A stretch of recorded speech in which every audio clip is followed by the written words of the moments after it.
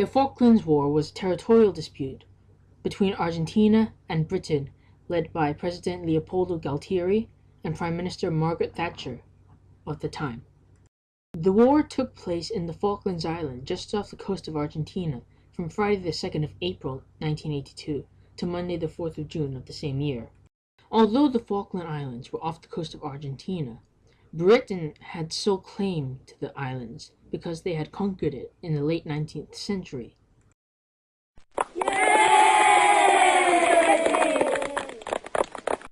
At the time of the war, President Galtieri was facing economics issues, human rights protests and demonstrations, and a complete lack of popularity. This hate had been building up for several years, so I believe that this is a long-term cause.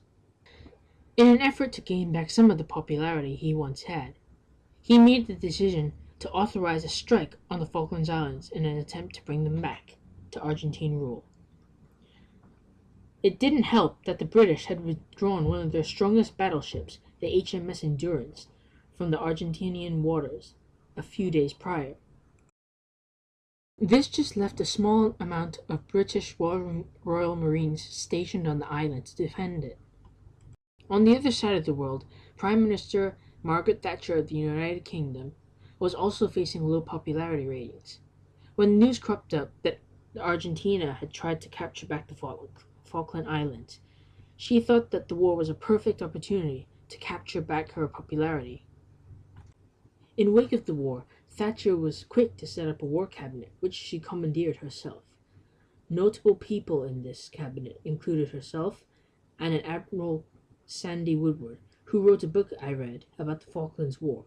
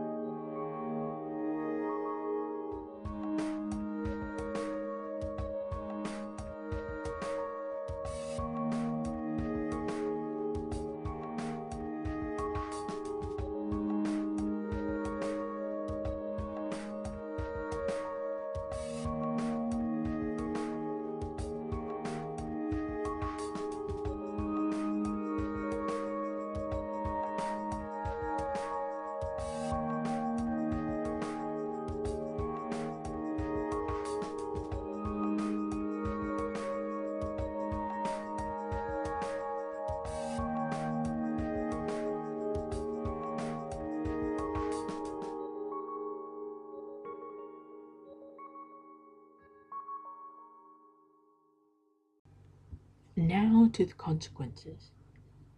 Having won the war, Thatcher, in that year, was re-elected as Prime Minister.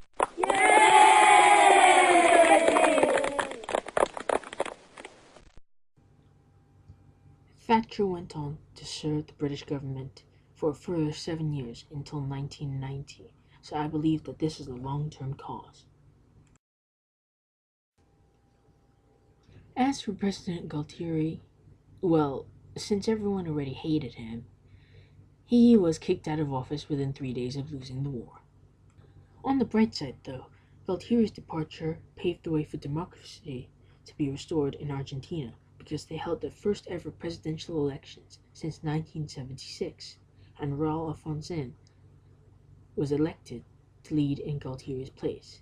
He was not as much of a dictator as Galtieri was, nor did he have a military government, so he restored democracy to Argentina.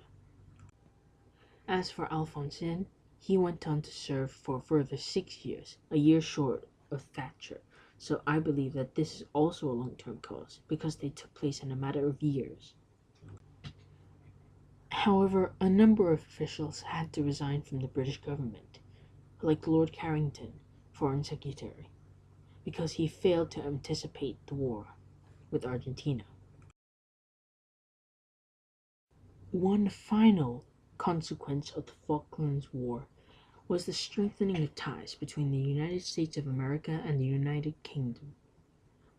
Thatcher received aid from US President Ronald Reagan and his administration in the form of military supplies, weapons, and cadets. The friendship continues even today.